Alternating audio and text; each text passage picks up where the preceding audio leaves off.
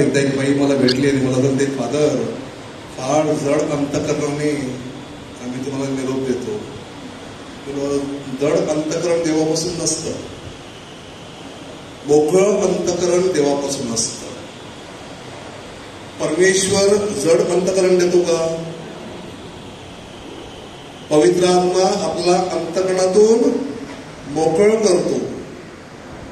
जेव्हा आपल्याला अंतकरणामध्ये जडपणा वाटतो त्याचा अर्थ म्हणजे आपण मोकळे नाही. आणि जर आपण मोकळे नाही याचा अर्थ म्हणजे आपण बंधनामध्ये आहोत. आता बंधनं बऱ्याच प्रकारची असतात, बरोबर ना? आपण जेव्हा एखादी गोष्ट धरून ठेवतो तेव्हा आपण ती गोष्ट धरून ठेवली का त्या गोष्टीने आपल्याला धरून ठेवलंय? एक उदाहरण देतो. तुमच्या हातात तुम्ही जेव्हा पैसे धरता, पैशाला तुम्ही धरता की पैसा तुम्हाला धरतो? कोणी कोणाला पकडले? द्यायला काय द्यायला वाटत नाही ना, मग कोण कोणाला सोडत नाही. ओके, आजचा आपला विषय आहे पवित्र आत्मा परिवर्तनाचा आत्मा आहे. पवित्र आत्म्याद्वारे परिवर्तन, दोन शब्द आहेत, परिवर्तन आणि रूपांतर, बरोबर? आता कोणी वाईट वाटून घेऊ नका, पण स्त्रिया मेकअप करायला जातात ना, बरोबर की नाही? मेकअप करतात का काय नाही करत? कशासाठी करतात मेकअप? सुंदर सुंदर कशाला दिसायचं?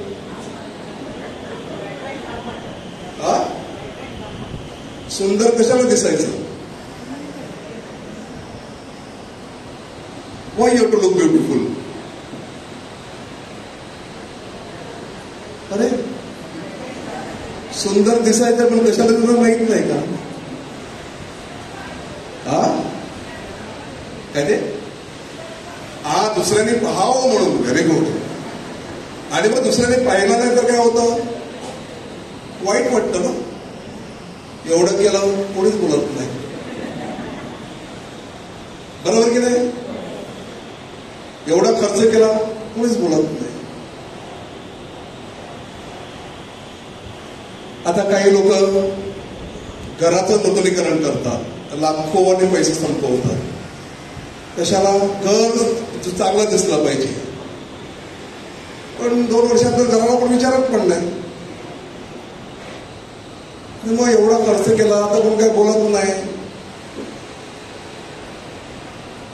प्रश्न असा आहे, घराचं नूतनीकरण करण्याऐवजी कुटुंबाचं नूतनीकरण करावं. माणसं घरामध्ये खूप बदल करतात, पण घरातल्या माणसामध्ये बदल होतो का? बरोबर ना? म्हणजे बाह्य स्वरूप बदलणं आणि आंतरिक स्वरूप बदलणं या 2 वेगळ्या गोष्टी आहेत ना. So to change external appearance and to change your internal disposition, या 2 गोष्टी फार महत्वाच्या आहेत. आता तुम्हाला समजा एखादं दुःख झालं असेल, बरोबर ना? तुमच्या मनामध्ये दुःख आहे, ते लोकांना कसं दिसतं? चेहऱ्यावरती, बरोबर? मग चेहरा उदास होतो, म्हणजेच आपला चेहरा जो असतो तो आपल्या अंतःकरणातले भाव व्यक्त करतो, बरोबर? मग आपण उदास असू, आपण आजारी असू तर आपलं ते सगळं बाहेर चेहऱ्यावरती दिसतं. आणि मग बघणारा पटकन काय सांगतो, तुला बरं नाही का? काय प्रॉब्लेम आहे का? आणि मग आपण सांगतो, तुला कसं कळालं? कारण जे अंतर्मनात आहे ते चेहऱ्यावरती प्रतिबिंबित होतं. म्हणून आपला चेहरा जो असतो हा आपल्या अंतर्मनातले भाव व्यक्त करतो. मग जर का चेहऱ्यावरचं जर बदलायचं असेल तर पहिलं कुठे बदललं पाहिजे? पहिलं कुठे बदललं पाहिजे? अंतःकरणामध्ये बदललं पाहिजे. आता अंतःकरण तुम्हाला दिसतं का? मग ते अंतःकरण कोण बदलणार?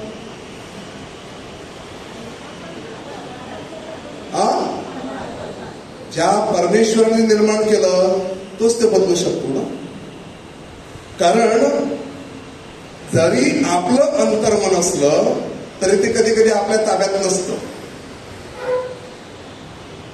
म्हणून संत पौल काय सांगतो, मला बऱ्याच वेळेला वाटतं पण मी करायला जातो पण होत नाही, दुसरंच काहीतरी होतं. Often I am trying to do good but something bad happens from me. माझ्या हातून काहीतरी चुकीचं घडतं. तो तिथे काय सांगायचा प्रयत्न करतो की कधी कधी आपल्या मनावरती आपला ताबा नसतो, कधी कधी आपल्या विचारांवरती आपला ताबा नसतो आणि परिणामी काय होतं की आपण पाप करतो आणि पाप करून आपण देवाविरुद्ध आणि माणसाविरुद्ध जातो. आणि यासाठी पवित्र आत्म्याची आपल्याला फार नितांत गरज असते. कारण पवित्र आत्मा आपल्या अंतर्मनाचा वेध घेणारा आत्मा आहे. पवित्र आत्म्याला आपल्या अंतर्मनातले सगळे भाव ठाऊक आहेत. आपण पवित्र आत्म्यापासून काय लपवू शकतो? काय लपवू शकतो? कुठली गोष्ट आपल्या जीवनात आपण परमेश्वरापासून लपवू शकतो? कदाचित आपण आपल्या नवऱ्यापासून काहीतरी लपवू, पत्नीपासून काहीतरी लपवू, मुलांपासून काहीतरी लपवू, गावकऱ्यापासून काहीतरी लपवू, पण देवापासून कसं लपवणार? आणि म्हणून परमेश्वराला सगळं माहीत आहे. पण परमेश्वर जो आहे तो परमेश्वर आपल्याला जबरदस्तीने वागवतो का? परमेश्वर माणसाला वेठीस धरतो का? आता तुम्ही जे इथे आले ते परमेश्वर तुम्हाला सांगितलं का आज तुम्ही आले तर तुम्हाला शिक्षा करेन म्हणून तुम्ही आले का? नाही. तर आपण जेव्हा स्वइच्छेने देवाला प्रतिसाद देतो आणि स्वइच्छेने आपण देवाच्या हाती स्वतःला सुपूर्द करतो तेव्हा परमेश्वर प्रभावीपणे आपल्यामध्ये कार्य करू इच्छितो आणि कार्य करतो. आता पवित्र आत्म्याचं तसंच आहे की पवित्र आत्म्याला जोपर्यंत आपण आपलं जीवन समर्पित करत नाही तोपर्यंत पवित्र आत्मा आपल्या जीवनामध्ये कार्य करू शकत नाही. मराठीमध्ये असं म्हणतात ना, एका म्यानेत दोन तलवारी राहतात का? राहतात. मग जर आपल्या जीवनात पवित्र आत्मा आहे तर आपल्या जीवनात पाप राहील का? आणि जर आपल्या जीवनात पाप आहे तर पवित्र आत्मा तिथे कार्य करू शकतो का? काहीतरी एक सोडावं लागेल ना, काहीतरी सोडावं लागेल. म्हणून प्रभू येशू ख्रिस्त काय सांगतो, तुम्ही दोन धन्याची साखळी करू शकत नाही. तुम्ही जग आणि परमेश्वर एकत्रपणे तुम्ही साखळी करू शकत नाही. तुम्हाला निवड करावी लागेल. जर तुम्ही जग निवडलं तर जगाच्या दिशेने जा आणि जर तुम्ही परमेश्वर निवडलं तर परमेश्वराच्या मार्गाने जा. आणि म्हणून जर का मी परमेश्वर निवडलं तर परमेश्वर मला माझ्यामध्ये परिवर्तन करण्यासाठी आमंत्रित करतो. परमेश्वर मला सांगतो की तुला बदलावं लागेल. मग तुझं जे पूर्वीचं जीवन होतं त्यातून तुला बदलावं लागेल, ते सोडावं लागेल. पण जग काय सांगतं? चालतं, सगळं चालतं. परमेश्वरला सगळं नाही चालत. परमेश्वराने आपल्याला स्पष्टपणे सांगितलेलं आहे की तुम्ही जर जगाचं ऐकत असाल तर तुम्ही माझा द्वेष करा. If you are loving the world then you will hate me. तुम्ही दोन व्यक्तीवरती सारखंच प्रेम करू शकता का? तुमच्या घरामध्ये दोन मुलं आहेत ना, मुलगा आणि मुलगी. आता पटकन फेमिनिझम वरती उठतील की नाही? फादर मुलांचं उठतील. ओके. तर आई वडिलांनी समजा एखाद्या मुलाला काहीतरी दिलं, दुसरा काय सांगतो, तो लाडका आहे किंवा ती लाडकी आहे, तुझं त्याच्यावर जास्ती प्रेम आहे, आम्हाला तू विचारत नाही. तसं असते का? मग हेच आपलं आहे की आपण जग आणि परमेश्वर यांना सारखा वेळ देऊ शकत नाही. आणि म्हणून आपण जगामध्ये जेव्हा जीवन जगत असतो तर आपण जगातल्या अनेक गोष्टींमध्ये गुरफटून गेलो तर म्हणजे आपलं प्राधान्य जगासाठी आहे. मग देवासाठी प्राधान्य कुठे आहे? आणि मग जर का जग प्राधान्य आहे तर देव दुय्यम झाला का? मग जर मी देवाला दुय्यम स्थान देत असेल तर मग पहिली आज्ञा काय आहे? एकच देवाला बस, मूर्तीपूजा करू नको. मग ज्या वेळेला मी देवाला दुय्यम स्थान देतो आणि दुसऱ्या गोष्टीला प्रथम स्थान देतो, मग ती गोष्ट देवाची जागा घेते. मग ती मूर्तीपूजा होते की नाही? म्हणून माझ्या जीवनामध्ये देवाला प्रथम स्थान देणं हे अगत्याचं आहे.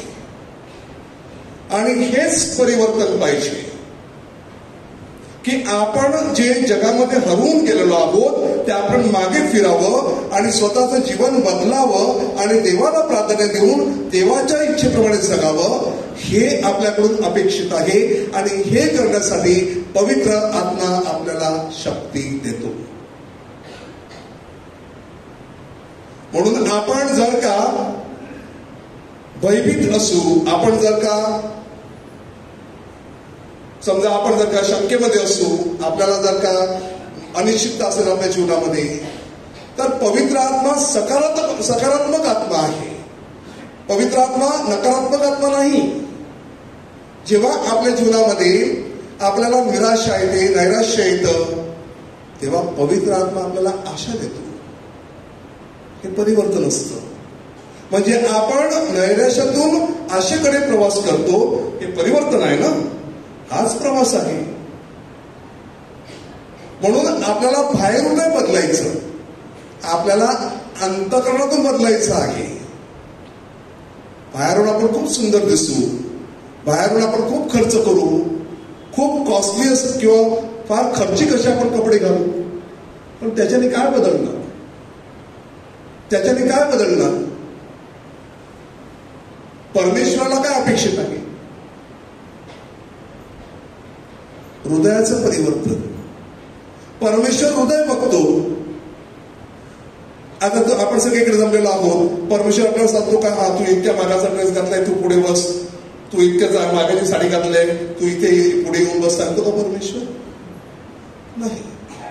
पण परमेश्वर आपल्या प्रत्येकाच्या हृदयाचा वेध घेतो. परमेश्वर आपल्या प्रत्येकाचं हृदय जाणतो.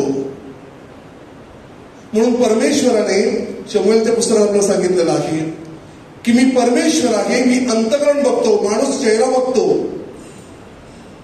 आपण बाह्य स्वरूप बघतो, पण परमेश्वर अंतःकरण बघतो. आणि म्हणून अंतःकरणाचं परिवर्तन महत्वाचं आहे. मग जर का माझ्या मनामध्ये द्वेष आहे, माझ्या मनामध्ये राग आहे, माझ्या मनामध्ये दुसऱ्याविषयी संभ्रम आहे, तर पवित्र आत्मा जर माझ्या जीवनात आहे तर मी यातून परिवर्तित झाला पाहिजे. आणि जिथे संशय आहे तिथे मी विश्वास ठेवायला शिकलं पाहिजे. जिथे संभ्रम आहे तिथे माझ्याकडे निश्चितता आली पाहिजे. जिथे अविश्वास आहे तिथे मी विश्वास ठेवायला शिकला पाहिजे. जिथे द्वेष आहे तिथे मी प्रेम द्यायला शिकलं पाहिजे. हेच तर परिवर्तन आहे. आणि पवित्र आत्मा जेव्हा येतो, जर तो पवित्र आत्मा आपल्यामध्ये बदल करत नसेल तर म्हणजे पवित्र आत्मा असक्षम आहे का? पवित्र आत्मा असक्षम आहे का? मग प्रॉब्लेम कोणामध्ये आहे? आता एक व्यक्ती मला सांगते, फादर मी खूप प्रार्थना करते पण बदलच होत नाही. मी त्या व्यक्तीला सांगितलं, बरं सगळ्यात पहिली गोष्ट, तू जा आणि ज्यांच्याबरोबर तुझा वाद आहे त्यांना क्षमा कर. ती व्यक्ती मला काय सांगते, हा क्षमा करेल पण मी बोलणार नाही.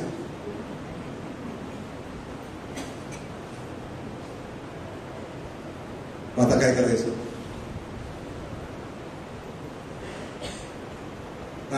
आता पवित्र आत्म्यामध्ये प्रॉब्लेम आहे का? पवित्र आत्मा सांगतो तुला बदल करावा लागेल, पण मला बदलायचं नाही. तो श्रीमंत माणूस माहितीये, तरुण आला आणि प्रभू येशू ख्रिस्ताला काय सांगतो, मी काय करावं की मला स्वर्ग मिळेल? फार उत्साही होता. आणि जेव्हा प्रभू येशू ख्रिस्त त्याला सांगतो आज्ञा पाळ, जास्ती उत्साही झाला. मी सगळंच करतो, सगळे आज्ञा पाळतो. पण तरी मला अजून परिपूर्ण व्हायचं आहे. प्रभू येशू ख्रिस्ताला सांगतो सगळं सोड, माझ्या मागे गेलो ना येशूच्या मागे. तो काय केलं त्यांनी? हा, निघून गेला. मग त्याच्यात परिवर्तन झालं का? का? येशू ख्रिस्तामध्ये सामर्थ्य नव्हतं ना. येशू ख्रिस्तामध्ये सामर्थ्य नव्हतं ना. होतं की नव्हतं? हा, पण मग त्याच्यामध्ये बदल का नाही झाला? कारण त्याची इच्छा नव्हती. मी तुम्हाला काय सांगितलं? परमेश्वर जबरदस्ती करत नाही. परमेश्वर सांगतो की तुला जर आशीर्वाद पाहिजे तर आशीर्वाद द्यायला शिक.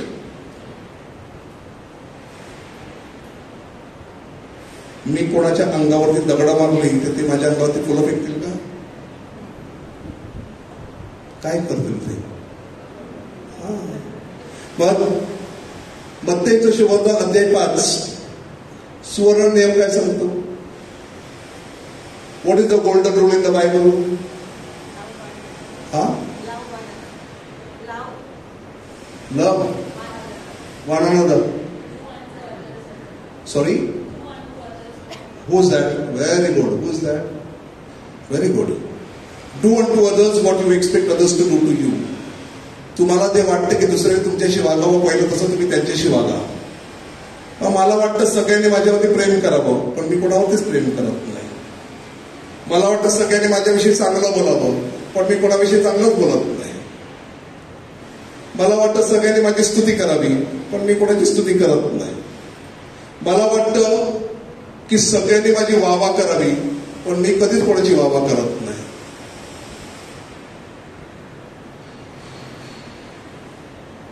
परिवर्तन झालं नाही तर बदल होणार नाही, आणि बदल आज झाला नाही तर जीवनामध्ये फळ कसं येईल? मला बदलायचं नाही, मग पवित्र आत्मा कार्य कसं करणार? पवित्र आत्मा सक्षम आहे, पवित्र आत्म्याचं सामर्थ्य आहे, येस डेफिनेटली. पण जोपर्यंत मी पवित्र आत्म्याला सहकार्य करत नाही तोपर्यंत पवित्र आत्मा माझ्यामध्ये कार्य करू शकत नाही. तुम्हाला बाप्तिस्मा कधी मिळाला? तुम्हाला पवित्र आत्मा कधी मिळाला? किती वर्ष झाली बाप्तिस्म्याला? किती वर्ष झाली बाप्तिस्म्याला? म्हणजे इथे जेवढ्या तेवढ्या 10 वर्षापेक्षा अर्थ झालेत की नाही? हा, किती वेळा आपण पवित्र आत्म्याला कार्य करण्याची संधी दिली? हा प्रश्न आपण स्वतःला विचारला पाहिजे. आपला बाप्तिस्मा झालेला आहे आणि बाप्तिस्मामध्ये आपल्याला पवित्र आत्मा मिळालेला आहे, तर तो पवित्र आत्मा आपल्या जीवनात कार्य का करत नाही?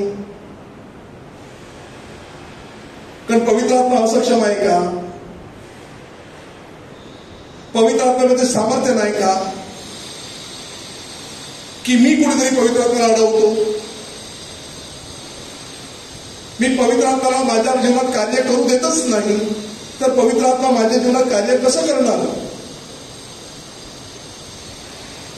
मी पवित्र आत्म्याच्या अधीन जात नाही तर पवित्र आत्मा माझ्या जीवनाचा ताबा कसा घेणार? पवित्र आत्मा मला सांगतो क्षमा कर, मी क्षमा करत नाही, मग माझ्या जीवनात बदल कसं होईल? पवित्र आत्मा मला सांगतो की दुसऱ्याला दया दाखव, मी दुसऱ्याला दया दाखवत नाही, मग मला दया कशी मिळणार? पवित्र आत्मा मला सांगतो दुसऱ्याला प्रेम दे, मी देत नाही, मग मला प्रेम कसं मिळणार? कारण मी पवित्र आत्म्याची आज्ञाच पाळत नाही, मी पवित्र आत्म्याचं सांगणं ऐकत नाही, मग माझ्या जीवनात काय बदल होणार? कारण माझ्या जीवनात मला बदल करायचा असेल तर मला पवित्र आत्म्याचं ऐकावं लागेल. प्रेषितांकडे बघा, प्रभू येशू ख्रिस्ताच्या मरणानंतर कसे होते? कसे होते? घाबरलेले. कशाला घाबरलेले? लोक मारतील म्हणून. खरं आहे, माझ्या जीवाचं काय होईल? मला मारतील म्हणून ते घाबरले आणि लपले. पण जेव्हा पवित्र आत्मा त्यांच्यावरती अवतरला तेव्हा त्यांनी सगळ्या दरवाजे उघडले आणि मोकळ्या मनाने फिरू लागले. म्हणून मी सांगितलं की पवित्र आत्मा हा स्वतंत्रता आत्मा आहे. पवित्र आत्मा आपल्याला बंधनात ठेवत नाही. पवित्र आत्मा आपल्याला अंतःकरणातून मोकळं करतो. मग ज्याचं अंतःकरण मोकळं आहे त्याच्यामध्ये पवित्र आत्मा सक्रियपणे कार्य करतो. म्हणून प्रेषितांची अंतःकरणं मोकळी झाली, ते बंधनात नव्हते म्हणून त्यांनी क्षमा केली, त्यांच्या मारेकऱ्याला क्षमा केली. त्यांचा छळ झाला तर ते थांबले नाहीत. बघा हे किती मोठं परिवर्तन होतं. भीतीपासून ते धैर्यापर्यंत त्यांचं परिवर्तन झालं. तितकंच नाही तर ते पुढे गेले आणि मरणाला सामोरे गेले. जे मरणाला घाबरत होते ते मरणाला सामोरे गेले आणि थेट मरणाला सामोरे जाऊन त्यांनी मरण पत्करलं, परंतु श्रद्धा सोडली नाही. किती मोठं परिवर्तन आहे, किती मोठं परिवर्तन आहे की ज्यांच्यामध्ये भित्रेपणा होता, ज्यांच्यामध्ये भय होतं, ते आता धैर्यवान झाले. पण पवित्र आत्मा हा धैर्याचा आत्मा आहे, परिवर्तनाचा आत्मा आहे. पवित्र आत्मा आपल्याला आपल्या भीतीवरती मात करायला शक्ती देतो. पण त्या पवित्र आत्म्याकडे आपण ऐकलं पाहिजे. पवित्र आत्म्याच्या अधीन आपण राहिलं पाहिजे. आपलं जीवन पवित्र आत्म्याच्या हातामध्ये सुपूर्द केलं पाहिजे.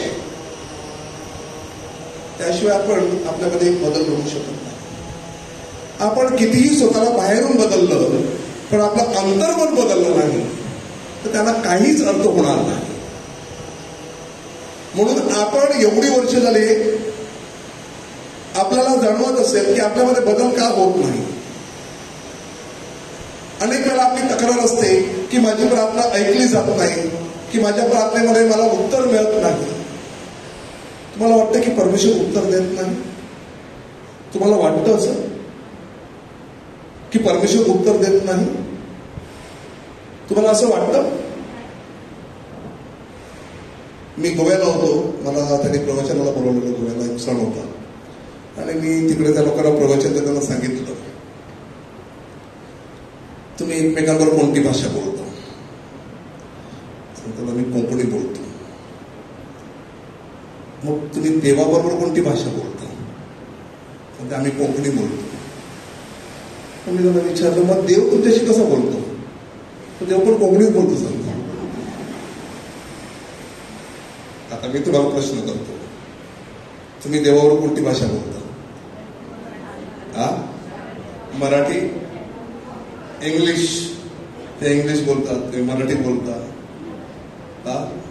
काही मल्याळम बोलत असतील, काही तुलू बोलत असतील, काही कन्नडिका बोलत असतील, बरोबर की नाही? अनेक भाषेमध्ये आपण देवाशी बोलतो, बरोबर की नाही? मग देव कुठल्या भाषेमध्ये बोलतो? आपल्या भाषेमध्ये देव बोलतो. मग देव माझ्या भाषेत बोलतो, देव सगळ्यांच्या भाषेत बोलतो ना. आपण भेदभाव का करतो?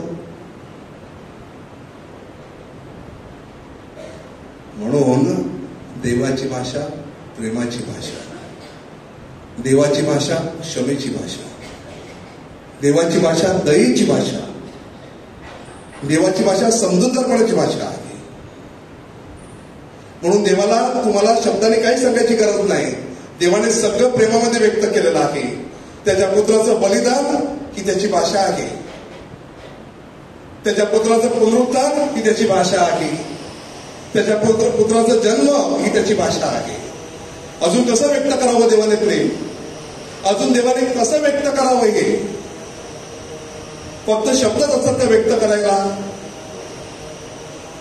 देवाने जे कार्य केलेलं आहे, देव जे करतो त्यातून देवाचं प्रेम व्यक्त होत नाही का?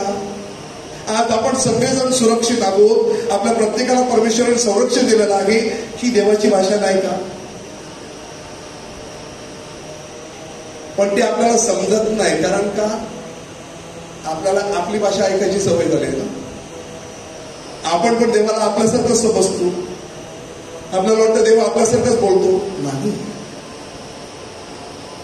त्यासाठी आपल्यामध्ये बदल करावा लागेल आपल्याला. आणि तो बदल करायचा असेल तर पवित्र आत्म्याचं सामर्थ्य मागावं लागेल. कारण प्रभू येशू ख्रिस्त आपल्याला काय सांगतो की मी गेल्यानंतर ज्याला मी पाठवीन तो तुम्हाला सगळं शिकवेल. कोण आहे तो? होली स्पिरिट, पवित्र आत्मा. मग जर पवित्र आत्मा आपल्याला सगळं शिकवणार आहे तर आपण पवित्र आत्म्याचं ऐकलं पाहिजे की नाही? फक्त ऐकून चालेल का? की तो जे सांगतो तसं करणं गरजेचं आहे. आणि म्हणून जोपर्यंत आपण पवित्र आत्म्याचं ऐकत नाही, पवित्र आत्म्याच्या अधीन जात नाहीत, आपल्यामध्ये बदल होणार नाही. आपण कालही तसेच होतो, आजही तसेच राहू, उद्याही तसेच असतात. परिवर्तन नाही. रूपांतर असेल पण परिवर्तन नाही. काल तरुण होतो, आज म्हातारा झाला, रूपांतर झालं. पण काल जसा होतो तसंच आज आहे, परिवर्तन झालेलं नाही. बरोबर ना? काही लोक सांगतात, आता तुम्हाला माहिती आहे मी किती वर्ष प्रार्थनेमध्ये आहे. चांगलं आहे. तरुणपणापासून ते आता म्हातारपणामध्ये प्रार्थनेमध्ये आहे. पण प्रवृत्ती बदललेली आहे का? तेव्हाही तेच सांगायचं आणि आजही तेच सांग. बदललं काय? माझ्यामध्ये बदललं काय? माझं फक्त रूप बदललं. तेव्हाही मला अहंकार होता, आजही मला अहंकारच आहे. मग परिवर्तन कुठे आहे? मग पवित्र आत्म्याची प्रार्थना करताना जर पवित्र आत्म्याच्या प्रेरणेने मी माझ्यामध्ये बदल केला नाही तर मी नक्की प्रार्थनेमध्ये केलं काय? आणि हेच आपल्याला समजून घ्यायचं आहे. पवित्र आत्मा जेव्हा येतो तेव्हा पवित्र आत्मा सगळं नूतनीकरण करतो. The Holy Spirit transforms and renews the face of the earth, is what the scripture says. पण पवित्र आत्मा बायबलमध्ये काय सांगितलंय का? Holy spirit and renew the face of the earth. स्तोत्रकार सांगतो की पवित्र आत्मा ये आणि साऱ्या विश्वाचं नूतनीकरण कर. उत्पत्तीचं पुस्तक जर मी वाचला पहिला अध्याय, देवाचा आत्मा जलाशयावरती तळपत होता आणि परमेश्वराने जे काही निर्माण केलं ते पवित्र आत्म्याच्या सामर्थ्याने निर्माण केलेलं आहे. So God changed the face of the universe with the power of the Holy Spirit. परमेश्वराने साऱ्या विश्वाचं जे काही रूपांतर केलं, जे काही बदल केला ते पवित्र आत्म्याने केला. The Holy Spirit was at work at that time. The triune God, पिता, पुत्र आणि पवित्र आत्मा एकत्रितपणे त्यावेळेला कार्यरत होते आणि त्यांनी हे सगळं काही बदललं. व जो परमेश्वर सगळं विश्व बदलू शकतो तो माझा जीवन का नाही बदलू शकत? एकच कारण त्याचं, विश्वाकडे स्वइच्छा नाही, माणसाकडे आहे. The universe has no freedom and free will, but human beings have freedom and free will. म्हणून संत अगस्तीन काय सांगतात की परमेश्वराने माणसाला माणसाशिवाय निर्माण केलं, पण परमेश्वर माणसाला माणसाशिवाय वाचवू शकतो का? परमेश्वर माणसाला माणसाशिवाय वाचवू शकतो नाही ना. जर माझी इच्छा असेल की मला परमेश्वरने वाचवावं तर त्या इच्छेला आपण परमेश्वराला सोपवलं पाहिजे स्वतःला. एखादं बाळ जे असतं, बाळ घरामध्ये बाळ असतं त्याला आपण हवेत उडवतो. ते बाळ का असतं हवेमध्ये? हा, तुम्हाला पण हवेत उडवलं तुम्ही काय कराल? हा, तुम्हाला पुढे हवेत उडवलं तुम्ही काय कराल? हसणार तुम्ही, तुम्ही घाबरणार. पण ते छोटं बाळ असतं त्याला हवेत उडवलं की ते हसतं ना. का? त्याला विश्वास आहे की मला कोणतरी धरेल असं. आपल्याला उडवलं, आपल्याला विश्वास नाही, आपल्याला भीती असते मी खाली पडेल म्हणून. त्या बाळाकडून शिकलं पाहिजे. ते छोटस बाळ, निष्पाप बाळ, त्याला हवेत उडवल्यानंतर ते हसतं का त्याला खात्री आहे की तो मला उडवतो, तो मला धरेल. आपला विश्वास कुठे आहे की ज्या परमेश्वराने मला या जगात पाठवलं तो परमेश्वर मला तारावयास शक्तिशाली आहे, समर्थशाली आहे. हा विश्वास जर माझा असेल तर मला भीती वाटणार नाही जगामध्ये. पण मला भीती वाटते कारण माझा विश्वासच नाही. आणि विश्वासाशिवाय बदल होणारच नाही. म्हणून प्रभू येशू ख्रिस्ताने प्रत्येक वेळेला जेव्हा जेव्हा चमत्कार केला तेव्हा प्रभूने काय सांगितलं, जा तुझ्या विश्वासाने तुला बरं केलेलं आहे. विश्वासामध्ये आपण विश्वासाने आपण स्वतःमध्ये परिवर्तन आणू शकतो.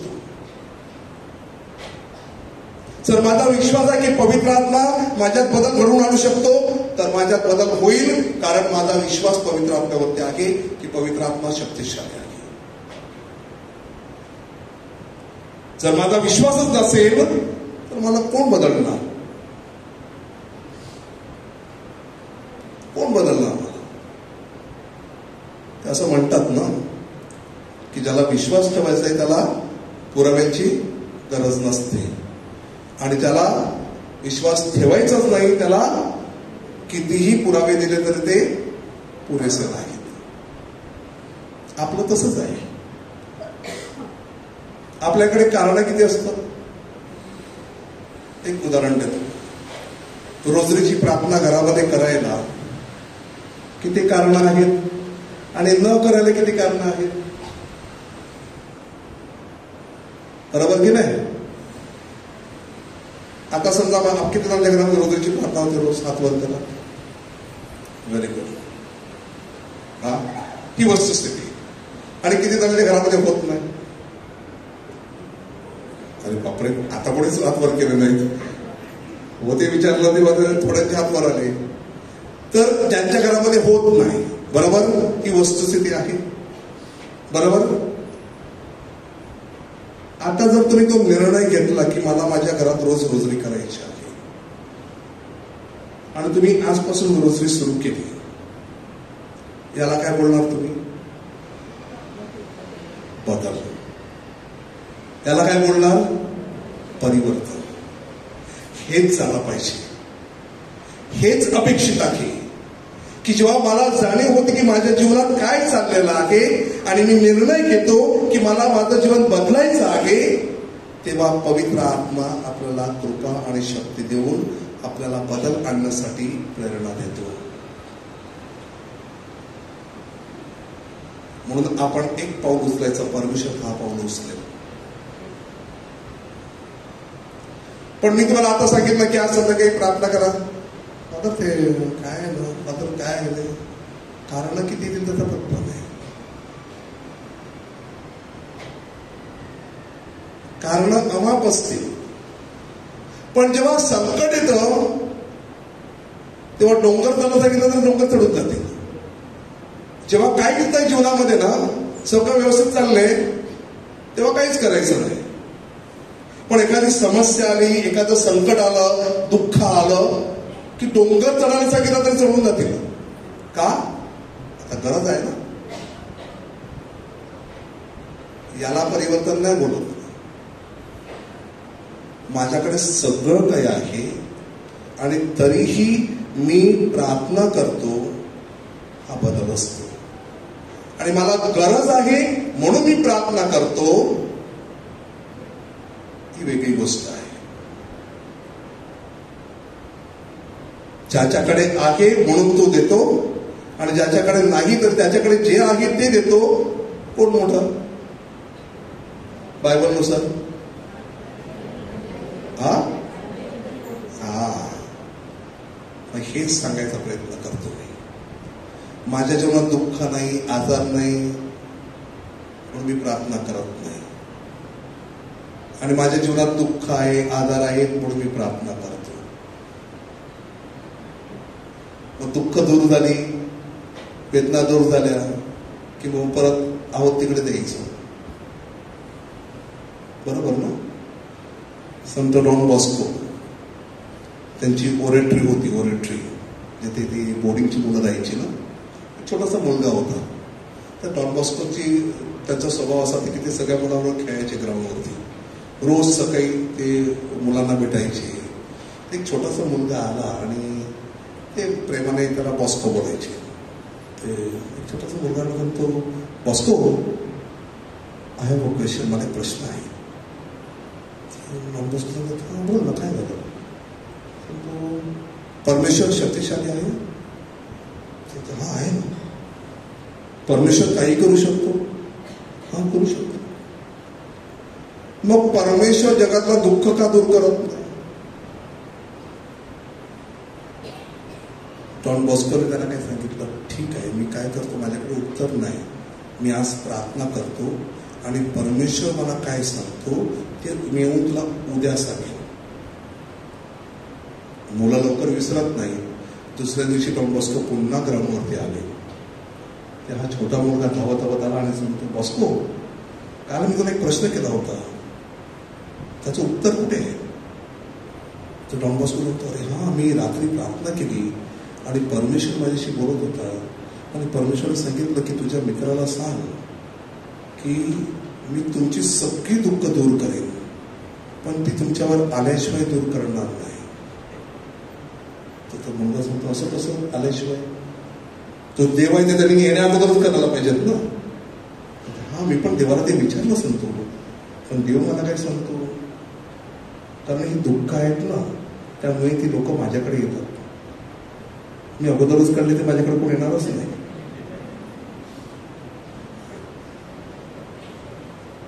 छोट्याशा गोष्टीमध्ये किती मोठं सत्य दडलेलं आहे.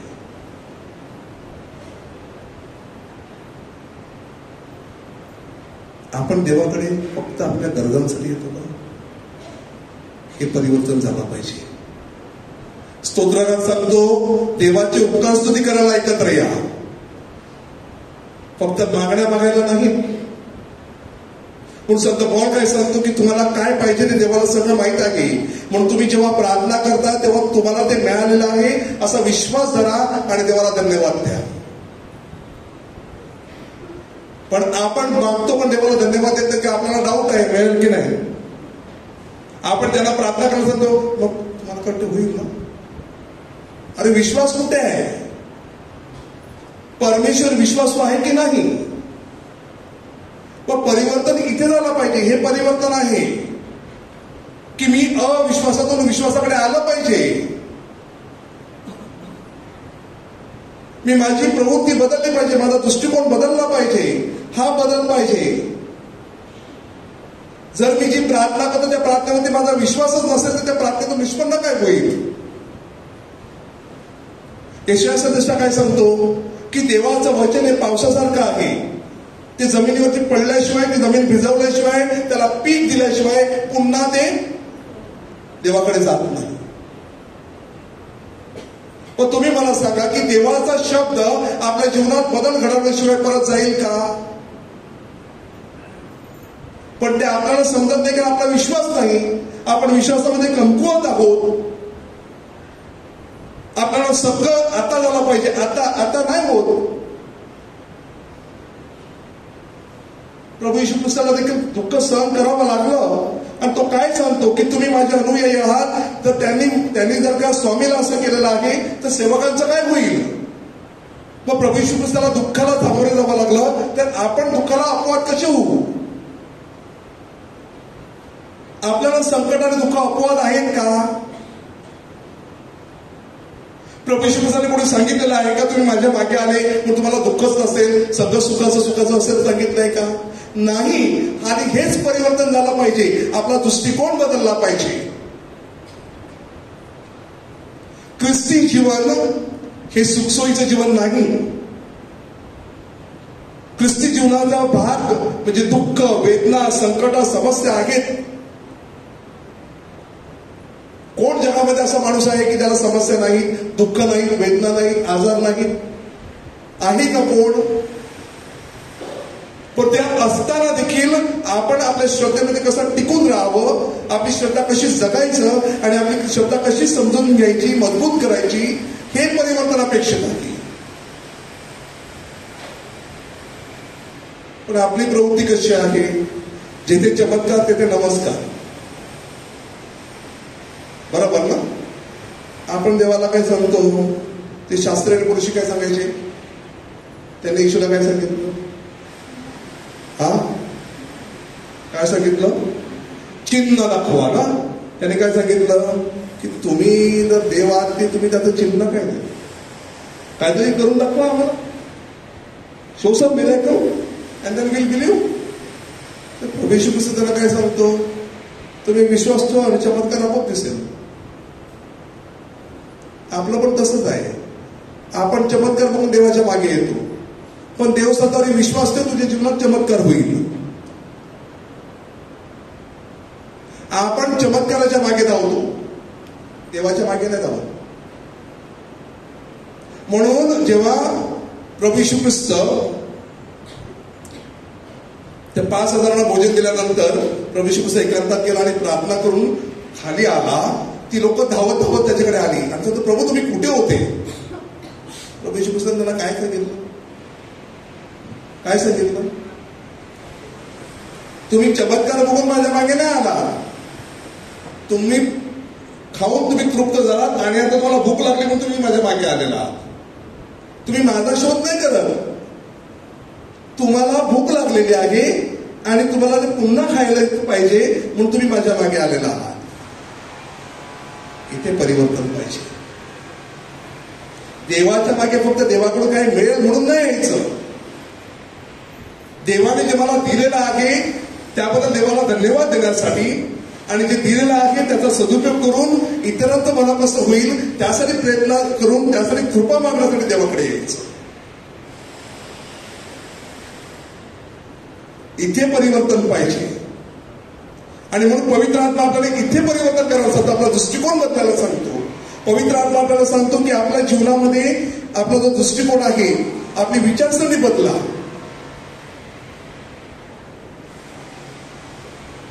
आपल्या उभ्या आयुष्यात परमेश्वराने आपल्याला किती गोष्टी दिलेल्या आहेत, कधी त्याची आपल्याला मोजणी करता येईल का? आतापर्यंत आपल्या या क्षणापर्यंत, जन्मापासून ते आतापर्यंत परमेश्वराने काय काय केले आपल्या जीवनात, कधी आपण याचा विचार केलेला आहे? कधी शक्य झालं बसा आणि यादी करा, किती पुस्तकं भरतील तर बघा. आणि आपल्याला वाटतं की आपण एवढ्या सगळ्या गोष्टीसाठी देवाला धन्यवाद दिला.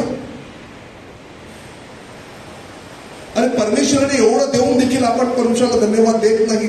तरी परमेश्वर कधी कुरकुर करत नाही, तरी परमेश्वर कधी आपल्याला दोष लावत नाही. पण आपण एकमेकाला दोष लावतो. अगदी आपल्या घरामध्ये एखाद्या व्यक्तीने एखादं काम जर का नीट केलं नाही तर आपण किती अपशब्द बोलतो. पण परमेश्वर कधी आपल्याला काय बोलतो? कधी परमेश्वर आपल्याला वेगळी वागणूक देतो? आणि हेच परिवर्तन अपेक्षित आहे. पवित्र आत्मा आपल्याला जाणीव करून देतो की मी कसा वागतोय, माझं जीवन कसं चाललेलं आहे, माझा दृष्टिकोन काय आहे, दुसऱ्यांकडे मी कसं बघतो, दुसऱ्यांना मी कसं वागवतो. हे जर मला बदलायला पवित्र आत्मा प्रेरणा देत असेल तर मी पवित्र आत्म्यापासून दूर आहे. आणि मग परमेश्वरात आपल्याला त्यासाठी आमंत्रित करतो. पवित्र आत्मा जेव्हा येतो तेव्हा आपल्याला सर्वसाधारण आपण नाट्यमयरित्या बघतो की आकाशात गडगडाट होईल आणि हे होईल. ते फक्त एक व्यक्त करण्याचा एक प्रकार आहे. पण पवित्र आत्मा सुरुवात अंतःकरणातून करतो, बाह्य स्वरूपाने करत नाही. म्हणून जर माझं अंतर्मन बदलत नसेल, माझ्या अंतःकरणामध्ये जर का मला जर का काही फरक जाणवत नसेल तर पवित्र आत्मा माझ्यात कार्य करत नाही. ते 2 शिष्य अमोच्या वाटेवरती निघाले होते माहितीये. आणि प्रभू येशू ख्रिस्त जेव्हा चालतो ना, ते शेवट काय केलं त्यांनी, काय सांगितलं त्यानंतर?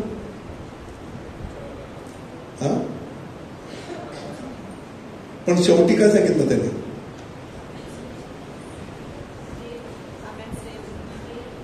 तो आमच्याशी बोलत असताना अंतःकरणामध्ये काय उकळी येत होती. पवित्र आत्मा अंतःकरणामध्ये उकळी आणतो. तुम्ही स्वयंपाक करता ना, बरोबर ना? जेव्हा तुम्ही करी बनवता, ग्रेव्ही बनवता ना, तेव्हा त्याला काय येतं? उकळी येते ना. उकळी म्हणजे काय होतं? ते ढवळून निघतं सगळं ना, एकजीव होतं सगळं. पवित्र आत्मा तसंच आपल्याशी एकजीव होतो. आपलं जीवन तो ढवळून काढतो, बदलून काढतो. म्हणून जेव्हा गॅसवरती त्या भांड्यामध्ये जेव्हा एखादी गोष्ट उकळते तेव्हा खालून वर जातं आणि वरून परत खाली येतं.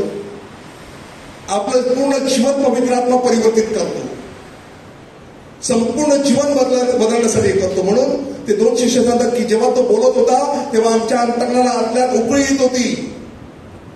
म्हणजे पवित्र आत्मा त्यांच्या जीवनात बदल घडवणार होता. पवित्र आत्मा त्यांना सांगत होता काय चाललंय ते, पण ते मानवी क्षमतेमध्ये, मानवी विचारसरणीमध्ये समजू शकले नाही.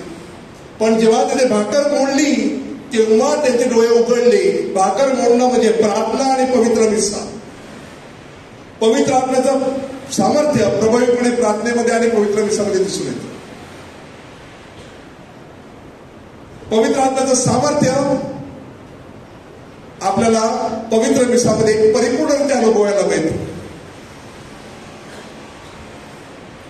आणि म्हणून पवित्र आत्मा आपल्या अंतकरणामध्ये उकळी आणतो. म्हणून जर का पवित्र आत्मा आपल्या अंतकरणाला जर का बदलत नसेल तर कुठेतरी आपण पवित्र आत्म्याला अडवतो.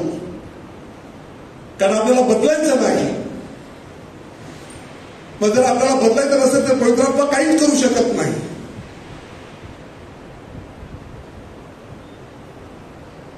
म्हणून आपण परवानगीपणाने प्रार्थना करू नये. आपली प्रार्थना जी आहे ती प्रार्थना खोल हृदयामध्ये उतरली पाहिजे आणि हृदयातून परिवर्तित होऊन ती आपल्या कृतीत उतरली पाहिजे. म्हणून प्रेषिताचं तसंच झालं. पूर्वी ते मानवी स्वभावामध्ये वागत होते, पण पवित्र आत्म्यामुळे त्यांचं आंतरिक परिवर्तन झालं आणि त्यांचं परिवर्तन त्यांच्या कृतीमध्ये दिसून आलं.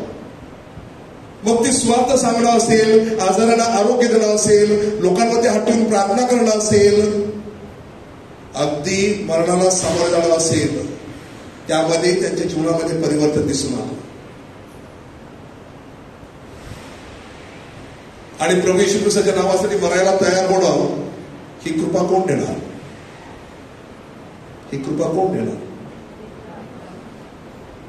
प्रभू येशू ख्रिस्त काय सांगतो की पित्याने आकर्षित केल्याशिवाय माझ्याकडे कोणी येत नाही आणि पवित्र आत्म्याने कृपा दिल्याशिवाय माझ्याकडे कोणी येत नाही.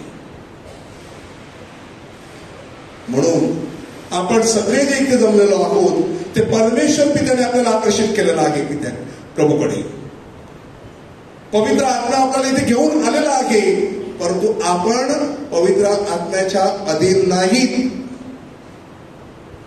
म्हणून स्वतःला पवित्र आत्म्याच्या अधीन करणं, सुपूर्द करणं, स्वाधीन करणं हे आपल्याकडून अपेक्षित आहे.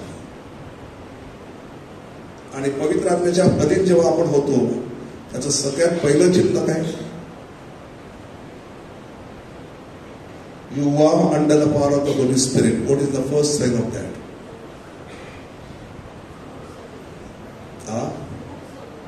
Sorry?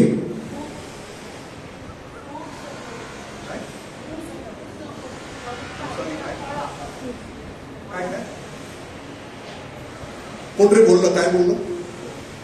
Never mind, wrong right, don't worry. मी काय पनिश करत नाही कोणाला. Fruit of the Holy Spirit.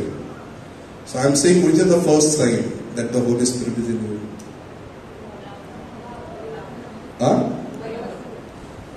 त्याचं पहिलं चिन्ह काय?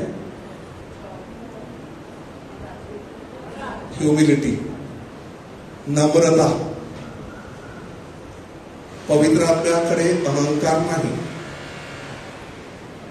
ती होली स्पिरिट, ती is the holy spirit of humility, humbleness. जी व्यक्ती अहंकाराने वागते ती पवित्र आत्म्यापासून नसते. कारण अहंकार, गर्व हे परमेश्वराचे गुण नाही. These are not the qualities of the Holy Spirit. Tell me, where are the gifts of the Holy Spirit? Is the pride the gift of the Holy Spirit? Is the arrogance the gift of the Holy Spirit? Gift of the Holy Spirit? मग जर माझ्यामध्ये arrogance असेल, pride असेल, तर Holy Spirit कसं आहे? It's contradiction to the Holy Spirit. ते विरोधाभास आहे पवित्र आत्म्याला.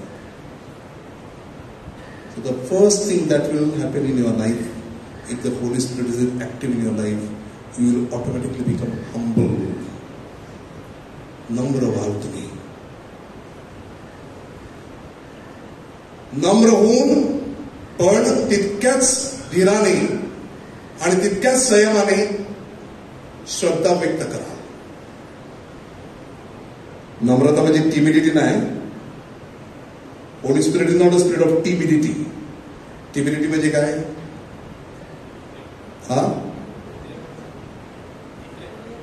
भित्रेपणा. Timidity, but that would be more, मी असं सांगेन भित्रेपणापेक्षा ना आशंकित मन असतं ना, आशंकित शंकेमध्ये राहतात ना नेहमी. टिमिडिटी म्हणजे नैराश्याने ग्रासलेले असतात नेहमी. आशाच नसते जीवनात, त्याला टिमिडिटी बोलतात. तर पवित्र आत्मा तसा नाही. पवित्र आत्मा धैर्याचा आत्मा आहे आणि पवित्र आत्मा आपल्याला परिवर्तित करतो. पण जर आपण पवित्र आत्म्याच्या हाती स्वतःला सुपूर्द केलं तर, if we allow holy spirit to transform us, he will transform us. म्हणून प्रभू येशू ख्रिस्त प्रेषितांना काय सांगतो? तुम्ही ज्यांच्या पापांची क्षमा कराल त्यांची क्षमा होईल आणि त्यांची तशीच ठेवाल त्याची तशीच राहतील. म्हणून फादर प्रत्येकाच्या घरी येऊन सांगतात का तुझी पापं सांग? असं नाही. आपण जेव्हा स्वइच्छेने येतो, पापांची क्षमा मागतो, तेव्हाच परमेश्वर क्षमा करतो ना. आपण ग्राह्य नाही करू शकत की फादर इथे मला आशीर्वाद नाही. The church doesn't believe in that. The church says you have to accept, ask for forgiveness and be ready to change. तरच बदल होतो. म्हणून आज आपण प्रार्थना करूया, देवाला सांगूया आम्हाला पवित्र आत्म्याद्वारे परिवर्तित जीवन जगण्यास कृपा दे आणि आमचं परिवर्तित जीवन दुसऱ्यांसाठी प्रेरणादायी बनावं, दुसऱ्यांसाठी अगदी आशेचं जीवन बनावं आणि आमच्याद्वारे प्रेरणा घेऊन इतरांनी देखील श्रद्धेत वाढावं म्हणून आम्हाला सहाय्य करू. आमेन.